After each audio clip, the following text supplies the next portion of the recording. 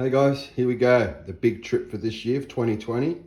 The Minister of War and Finances says I can go to Cape York. Woohoo! She actually did a really good thing for me this year. She bought me this book. Reckon she's dropping a few hints. Map to Queensland and the big map to Cape York. So, as all good trip plans come to planning, we start where? At the dining room table. So we've done a little bit of research so far. Read the book a couple of times, looked at the Queensland map, looked at that map. So they're the maps I'm going to be using. Also, I'll be using the HEMA. This one here, that's the HEMA Explorer app, so we'll be using that when we go away. Use that regularly all the time, so that's number 3. So we have our 1, 2, 3, and 4 devices. So how do we start our trip? Well, it's pretty easy. This is how we start a trip at my house. We have a blank piece of paper and we put a heading on it. Obviously you can read, which is good. And we've got a start date being the 15th. And we've got this big gap in the middle. So we're going from Melbourne to Cairns. What we do in that little gap is our business. So if you're planning a trip, always set obviously a start date, otherwise you won't start, and a come home date. It's always good. What you do in between is all flexible. So how do I budget for my big trips? Now, I'm self-employed, so it's really hard for me to get time off. So we have lots of little envelopes that we use in my house. We start with the main one. Start with a budget. Save if you can't afford it. So, Cape York, $100 a fortnight. We've already started an envelope, so we're halfway there. So we know we're going to have $2,400 in cash for fuel, and mainly for fuel. Then we have the most important envelope.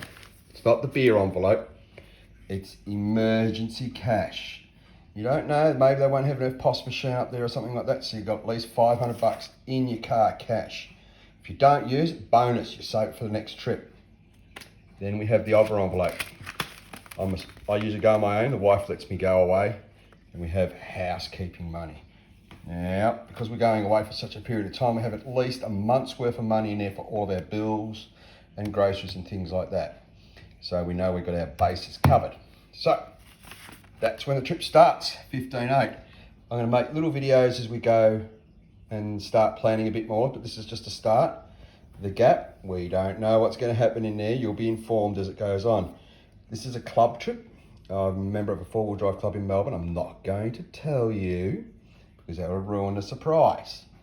So yeah, there'll be probably 5 of us going up together. There'll be an FJ Cruiser, which is my car. A tricked out 79 series, which is another car.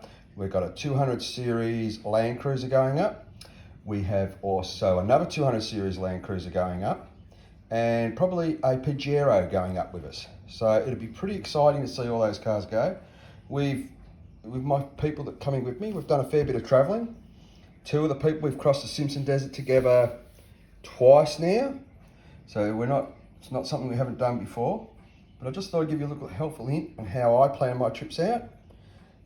If you've got any hints of what I can do between that gap there, drop us a line. One of the things I'm going to is I'm going to Cooktown and I'm going to see Bundy Rum, the Bundaberg factory. So I'm pretty excited about that because I hate a drink.